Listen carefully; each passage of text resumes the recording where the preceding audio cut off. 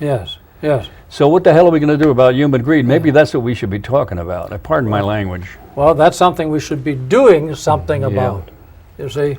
So that, as a matter of fact, we begin to get a more graduated income tax. We've got something of it, but then it got cut back, you know.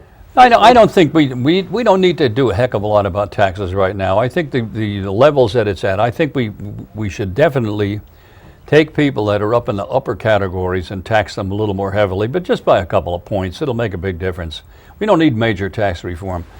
Obama is pressing, don't forget now, he came out with a big regulatory speech yesterday, which is absolutely required. We've got to regulate the banks and not let them get away with this stuff, because we can't let them go back to the same old problems, habits that they had, because they'll create the same old problems. And that's one of the reasons we got this crisis. And he's absolutely right to focus on health care, because it's so hard to prioritize, because health care is such a burden to small employers, big employers. It affects the employment market. It really does, seriously too. So he's right to focus on that. And he gets criticism from the right, particularly about, well, what is he doing about health care? You know, he's got to be doing something about unemployment. He is intelligent enough to understand that these things are linked. Yes. And health care, they have to pay for health care, which keeps going up. It's been going up 20% a year in some places. That's outrageous. We're getting 1/3 of the health care for the same buck that they're getting health. They're getting 3 times more health care in England, Germany, France, you can name it, for the same dollar. No matter what they say about waiting to see a specialist and all, it's all the same. Because it's not a large portion of that money going simply to insurance, you see. That's right. Well, now the insurance companies, I don't want to keep referring back to 2004. 2004 was there was no question about it. The candidates all were talking about health care, number one. I took the trouble to go and visit with the Nurses Association a couple of times and sit down and just pick their brains and talk to them and so on. I went to the Medical Association. I met with doctors. I got myself invited to dinners. I went to OHSU.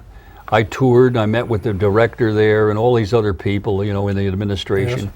I met with Rosemary Davis at our local hospital. A couple of times I stopped in and talked to her about finding out what the problems are, what are the cost problems and stuff like that. I talked to people that make medical devices to see from their end what it was.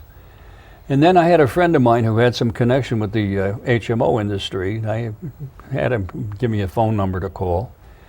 We had 11 HMOs in Oregon in 2004, and all of them were making 10 of them were making fantastic profits.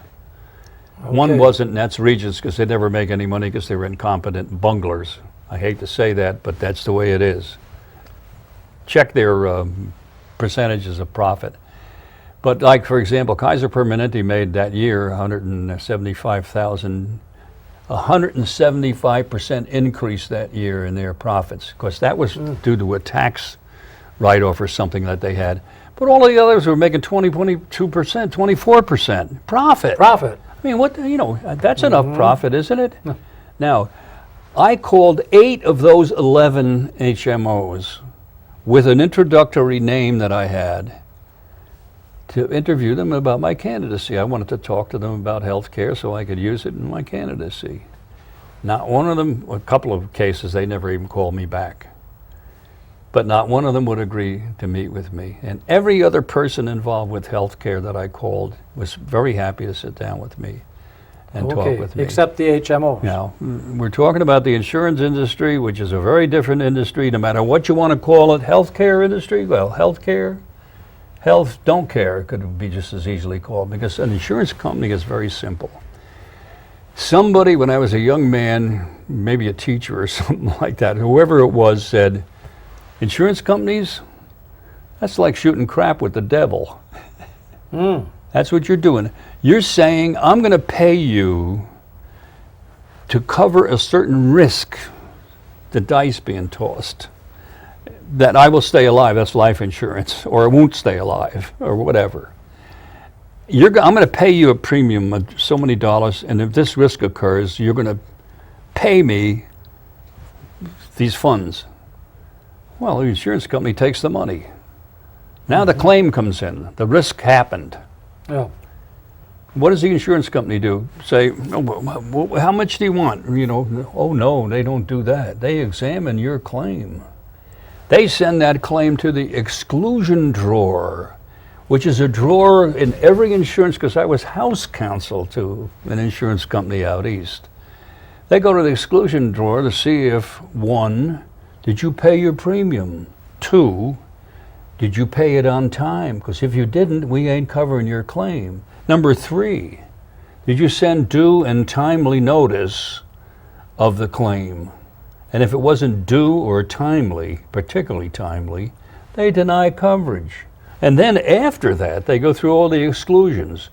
Like, did the wind that blew over your thing and inundated everything with water, was it caused by the wind or was it water? If it's water damage, we don't cover it. Even though it was wind damage that caused the water damage, you know, and so on. I go on and on and on. Oh, there's a 60-page book of exclusions.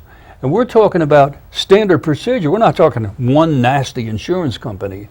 So when you're dealing with insurance companies, you're dealing with HMOs. Do you think the HMOs who were, oh, they're sitting around today, I want a seat at the table. Oh, they were all, oh, we're definitely going to have health reform care, and we're going to cooperate with you as much as we can. That's why we want a seat at the table. You know something? Because they want to be part of that procedure so that they can continue to collect money on this as a Absolutely. business. They are not interested. Oh, I mean, this is so false. Wait till you see when the rubber meets the road, so to speak. They're all going to turn tail.